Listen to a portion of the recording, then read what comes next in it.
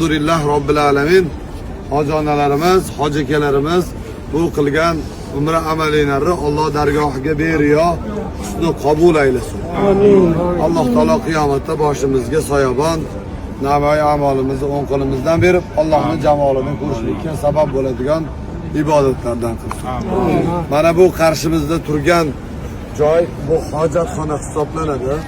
Tahoratxona deydi, hojatxona. Bu Abu Jahlning uyi. Rasululloh sallallohu alayhi va sallamga bir qancha bir aziyat berib zulm qilgan Abu Jahl. Shunda Payg'ambarimiz sallallohu alayhi va sallam aytdilarki, Alloh taolo meni yer yuzida xilqatda insonlarga oyna qilib yaratgan. Kim menga qarasa o'zini ko'radi dedilar. Rasululloh sallallohu alayhi vasallam kim? Endi Payg'ambarimiz sallallohu alayhi va sallam muborak uylari esa ana bu sariq imorat. Ana shu sariq imorat hozirga ham qadar kutubxona qilib qo'yilgan. Ilm, ziyon, nur tarqaladigan joy qilib. Bu kutubxonada hozirga endi kiritmay qo'yilgan. Avvallar Rasululloh uylari bunaqa ko'rinishda bo'lmagan. Sizni bizni kelishimizga mana shularga bir ko'rinishiga chiroyli holatda qayta rekonstruksiya, ya'ni ta'mirlab qo'yilgan.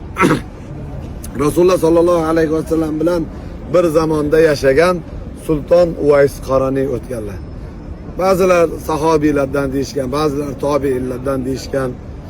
Sulton Uvays Qaraniy bir kuni Rasululloh akram sallallohu alayhi va sallam bilan yo'para kelib qolib, Rasululloh sallallohu alayhi va sallamga qarab aytdiki, sen Qurayshning eng bir xunuk odam ekansan dedilar. Rasululloh sallallohu alayhi va sallam na'am dedilar tabassum bilan. Ha dedilar. Undan keyin Abu Bakr Siddiq roziyallohu anhu keldilar.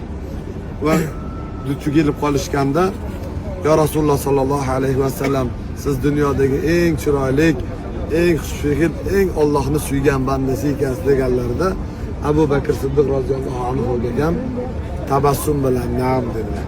Ha dedilar. Shunda sahobiylar so'rashdiki, "Ya Rasululloh sallallohu alayhi va sallam, siz ikkalalari ham mana shu gapni gapirishganda nimaga ikkalalariga ham tabassum bilan ha deb javob berdingiz?" deb so'rashganda Payg'ambarimiz sollallohu alayhi va sallam aytdilarki, Alloh taolo meni yer yuzida xilqatda inson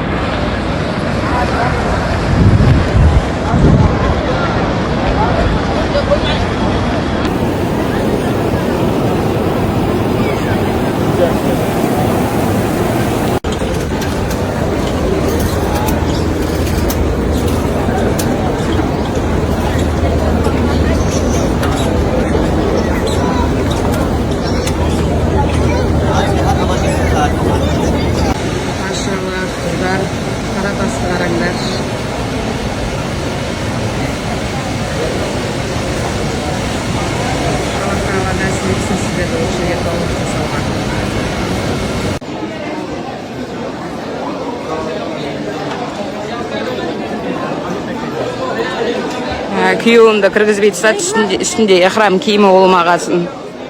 O'zim kirib ketdim joylab. Maşallah.